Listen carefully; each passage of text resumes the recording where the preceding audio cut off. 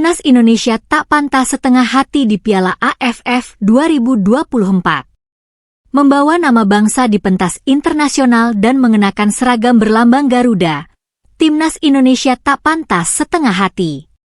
Jika dalam laga uji coba saja rasa setengah hati itu tak boleh terbersit, apalagi saat tampil di Asian Championship 2024, turnamen yang lebih dikenal dengan Piala AFF. Totalitas untuk Timnas Indonesia tak bisa ditawar-tawar.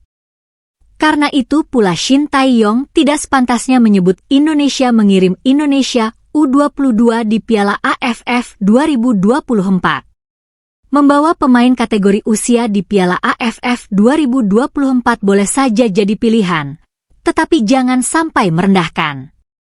Tak elok menyebut Indonesia mengirim pemain U22 ke Piala AFF 2024. Piala AFF tidak didesain oleh AFF, Konfederasi Sepak Bola Asia Tenggara, di mana Indonesia, PSSI, termasuk di dalamnya, untuk kategori usia. Ini turnamen untuk tim senior. Ada komunitas ASEAN yang menjunjung tinggi solidaritas kawasan dalam ajang ini. Ada juga rekanan yang bersimbiosis mutualisme di sini. Mutu kejuaraan seyogianya tidak direndahkan. Saat PSSI mengatakan bakal mengirim Indonesia U22, kebijaksanaan tak tercermin kehangatan diplomasi luar negeri federasi.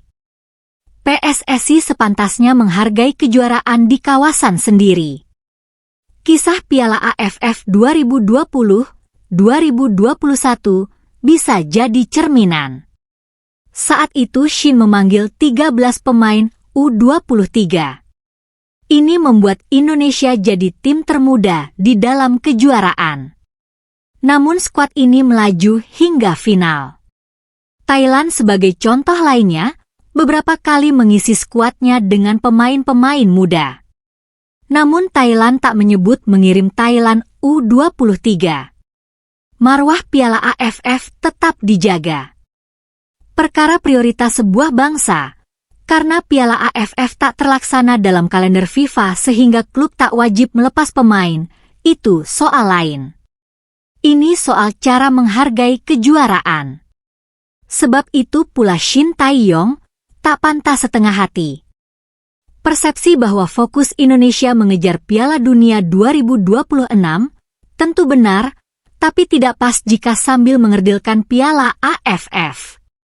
Beberapa klub Indonesia telah mengumumkan pemainnya dipanggil PSSI untuk tampil di Piala AFF 2024. Sebagian lagi menahan diri sambil menunggu PSSI mengeluarkan rilis resmi.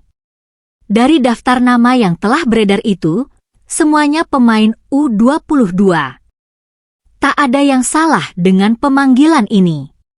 Jangankan U22, pemain U17 pun bisa saja dipanggil jika dinilai layak.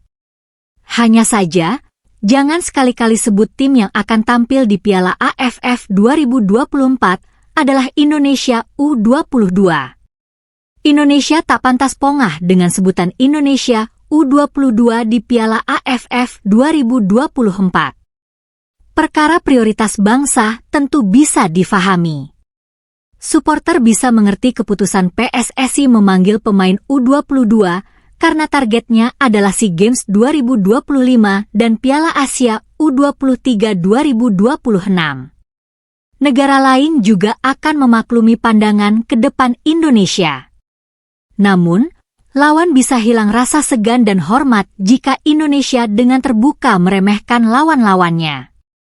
Faktanya, Indonesia belum pernah meraih gelar juara Piala AFF.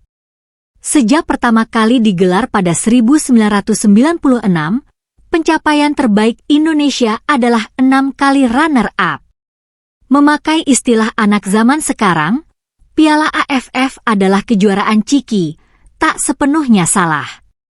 Realitasnya, kejuaraan antar rumpun sekawasan di benua lainnya memang levelnya demikian.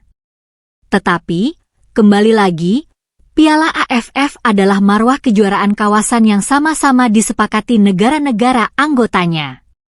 Gengsi kejuaraan harus tetap dijaga dengan rasa hormat. Apalagi, Piala AFF terhitung sebagai FIFA A-Match. Artinya seluruh hasil pertandingan di Piala AFF 2024 akan memengaruhi peringkat FIFA pada awal tahun 2025 nanti.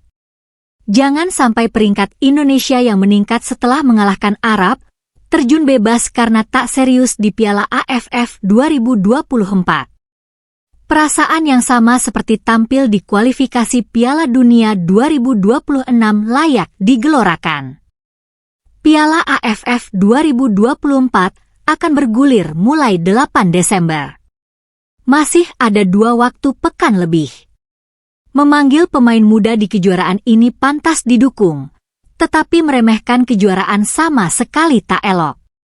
Terima kasih sudah nonton, update terus berita-berita terbaru di Buat Makan TV. Sampai jumpa.